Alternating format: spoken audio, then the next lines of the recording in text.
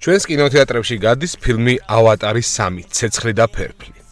არ ვიცი რამდენად გულშემატკივრები ხართ, ეხა შეიძლება მე უშუალოდ ცოტა მიკერძოებული ვიყო, იმიტომ რომ აღნიშნული ფრანშაიზის რა ვიცი, თავგადაკლული ფანი ვარ დაჟე გულშემატკივარ კიდე შეიძლება ვერ გამოხატავდეს, მაგრამ მიუხედავად ამ ყველაფრისა, მაინც ვეცდები ცოტა ისე რაციონალურ ჩარჩოებში ვილაპარაკო. ფილმით, არ ვიცი.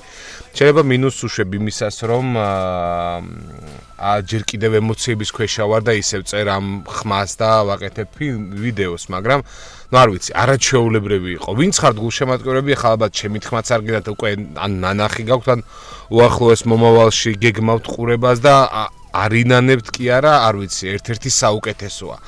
წინას ორი ფილმიდან შეიძლება ითქვას, რომ ალბათ ეს ყველაზე კარგია, იმიტომ რომ მოდი ვაღიაროთ, რომ ავატარი დრამატურგიულად, დიდი არაფერი სასწაული ღირებულების ფილმი არ არის.